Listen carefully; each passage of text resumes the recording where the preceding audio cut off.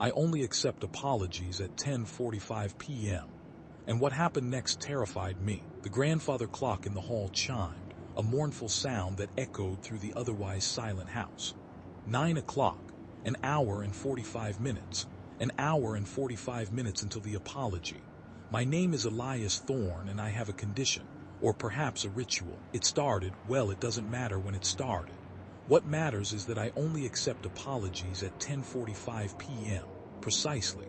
Not a minute before, not a minute after. Dr. Holloway, my therapist, calls it a manifestation of unresolved grief. She says it's about control, about finding order in the chaos that followed my brother Thomas's death. He drowned. I was supposed to be watching him. He was 7. The apologies, they vary. Sometimes it's a neighbor, Mr. Abernathy, apologizing for letting his cat dig up my prize-winning petunias.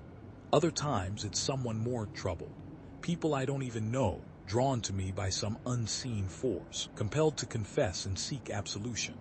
Tonight's apologizer was a stranger, a young woman named Sarah, shivering in the porch swing despite the late summer heat. She'd arrived an hour ago, her eyes wide and haunted, clutching a worn photograph. I don't know why I'm here, she'd stammered, her voice barely a whisper. But I have to apologize. I hadn't pressed her. I rarely do. The specifics are unimportant.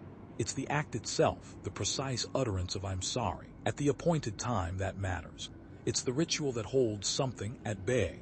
I retreated to the kitchen, meticulously cleaning the already spotless countertops. Routine was my anchor. Each swipe of the cloth, each precisely placed utensil was a brick in the wall I'd built around myself. Dr. Holloway would tell me this was unhealthy, that I needed to confront my past, to let go of the guilt. But she didn't understand. She didn't feel the pressure, the weight that threatened to crush me if I deviated even slightly from my schedule. At 10:30 p.m., I poured myself a glass of water and walked out to the porch. Sarah was still there, rocking gently, her eyes fixed on the distant tree line. The forest surrounding Havenwood was old, dense, and whispered with secrets. Almost time, I said, my voice flat and toneless. She jumped, startled. I'm ready. I sat in the wicker chair opposite her, the ticking of the grandfather clock a relentless drumbeat in my ears.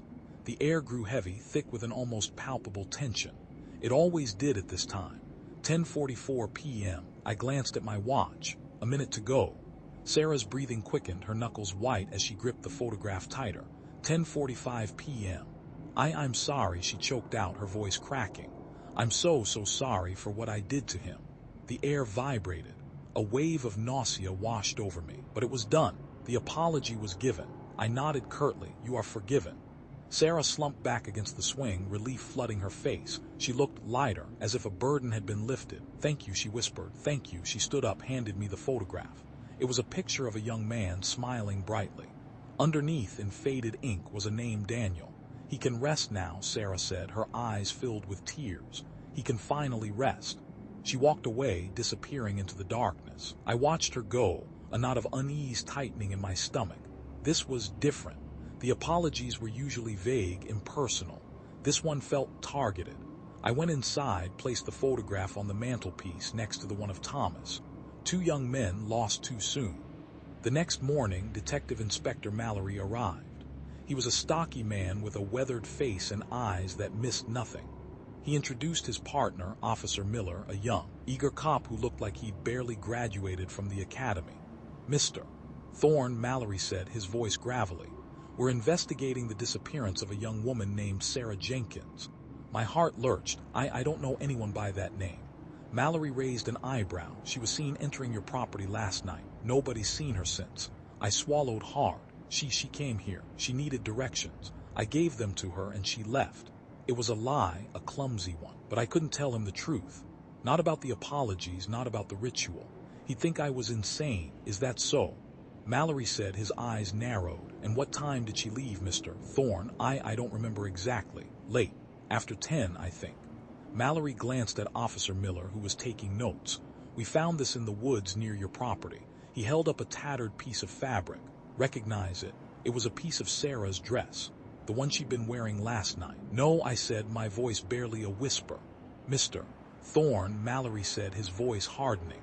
I think you're lying to me. He was right. The interrogation went on for hours. I stuck to my story, denying any involvement in Sarah's disappearance. Mallory was relentless, probing, pushing, trying to break me, but I held firm. I had to. They eventually let me go, but I knew I was under suspicion. Mallory's parting words hung in the air. "We'll be watching you, Mr. Thorne, very closely." That night the unease returned, stronger than ever. I couldn't shake the feeling that I was being watched. The forest seemed to press closer, the shadows deeper, the whispers louder. At 10:00 p.m. a knock came at the door. It was Clara Bellwether. I'd seen her around town. She owned the antique shop on Main Street. She was an enigmatic woman with piercing blue eyes and an unsettlingly calm demeanor. "Elias," she said, her voice low and melodic. "I know about the apologies." My blood ran cold. What are you talking about?" "I know why you do it," she said, stepping inside without invitation. "I know about Thomas." I recoiled as if she'd struck me. "Get out of my house." She ignored me, walking over to the mantelpiece and picking up the photograph of Daniel. "He needed your help, Elias. He needed you to listen. Who are you?" I demanded, my voice trembling. "Someone who understands," she said, turning to face me. "Someone who can help you." "Help me with what?" "With the darkness," she said, her eyes locking onto mine. "The darkness that's feeding on your guilt." I stared at her, speechless. She knew everything. "You can't stop it, Elias," she continued. "Not alone. The more apologies you accept, the stronger it becomes." "What is it?" I asked, my voice barely audible. She smiled, a chillingly beautiful smile. "It's the echo of pain, Elias. The residue of sorrow. It feeds on negativity, on regret, on guilt. And you, Elias, are providing it with a feast. How do I stop it?" "You have to break the cycle," she said. "You have to stop accepting the apologies." "I can't," I said, my voice filled with despair. "I've tried. It won't let me." "Then you have to give it what it truly wants," she said. "You have to apologize." My breath caught in my throat. "Apologize to whom?" "To Thomas," she said. "You have to forgive yourself, Elias. That's the only way to break free." The thought terrified me. Confronting my guilt, facing the memory of Thomas's death, it was unbearable.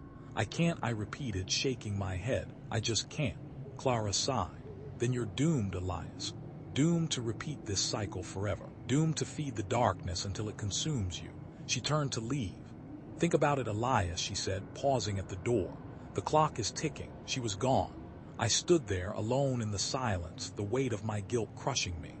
The next few days were a blur. Mallory continued his investigation, questioning neighbors, searching the woods.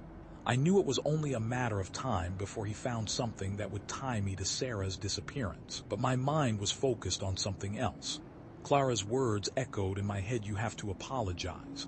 I tried to ignore them, to cling to my routine, to maintain control. But the pressure was building, the darkness growing stronger. I could feel it, lurking just beyond the edges of my perception, waiting for me to break. At 10:45 p.m., another apologizer arrived. This time it was Mr. Abernathy. "Elias," he said, his voice trembling. I need to apologize for what I saw." "What did you see, Mr. Abernathy?" I asked, my voice flat. I saw you talking to that young woman, the one who disappeared. You were arguing, and then you led her into the woods." My blood ran cold. He'd seen me with Sarah. I didn't hurt her," I stammered. "I swear." Mr. Abernathy shook his head. "I don't know what happened, Elias, but I saw you, and I'm sorry for not doing anything, for being too afraid to get involved." He was apologizing for what he saw, and I was about to accept it, but something stopped me. Clara's words flashed through my mind. "Break the cycle." I can't," I said, my voice shaking. "I can't accept your apology, Mr. Abernathy." His eyes widened in surprise. But why?" "Because it's not your burden to bear," I said. "It's mine." I turned and ran. I ran into the woods, into the darkness, towards the source of the pressure. I ran until I reached the spot where Thomas had drowned. The pond was still, black as ink, reflecting the distorted image of the moon. I stood there, paralyzed by fear and grief. The memory of that day flooded back, overwhelming me. Thomas laughing, reaching for a toy boat that had drifted too far. Thomas slipping, falling into the water. Thomas, his eyes wide with terror as he struggled to stay afloat. And me standing there, frozen, unable to move, unable to help. The guilt washed over me, a tidal wave of despair. I sank to my knees, sobbing. "Thomas," I whispered, my voice breaking, "I'm so sorry. I'm so sorry I couldn't save you." The air vibrated, the trees rustled. The darkness pressed closer, threatening to engulf me. But then something shifted. A weight lifted. The pressure eased. I looked up. Standing before me, bathed in the moonlight, was Thomas. He was smiling, his eyes filled with love. "It's okay, Elias," he said, his voice soft and gentle. "I forgive you." And then he was gone. The darkness receded. The pressure vanished. I was free. I don't know how long I stayed there by the edge of the pond. Eventually I stood up, wiped my tears, and walked back to the house. Mallory was waiting for me. He looked tired, defeated. "We found Sarah Jenkins, Mr. Thorne," he said, his voice weary. "She's alive. She was disoriented, claimed she'd been wandering in the woods for days. She doesn't remember how she got there." He looked at me, his eyes searching. "We also found a note. She wrote it before she disappeared. It said she was coming to Havenwood to confront someone who had wronged her brother. Someone named Daniel." He paused, letting the information sink in. "She was looking for closure, Mr. Thorne. Just like you." He didn't say anything more. He didn't need to, he knew. He didn't know everything, but he knew enough. He left, leaving me alone in the silence. I never accepted another apology at 10:45 p.m. The compulsion was gone. The ritual was broken. But the memory of Thomas and the darkness that fed on my guilt will stay with me forever. Sometimes, late at night, I still hear the whispers in the woods, and I wonder if the darkness is truly gone, or if it's just waiting patiently for another opportunity to feed. Clara Bellwether's antique shop closed down a few weeks later. She vanished without a trace. I sometimes wonder who she was and what role she played in all of this. Was she an ally, an adversary, or something else entirely? I still live in Havenwood. I visit Thomas's grave every day. I talk to him, tell him about my life. And sometimes at precisely 10:45 p.m. I whisper, "I'm sorry." Not to appease the darkness, but to honor the memory of a little boy who deserved a better brother. The grandfather clock chimes. It's 10:46 p.m. The world is quiet, but I am not.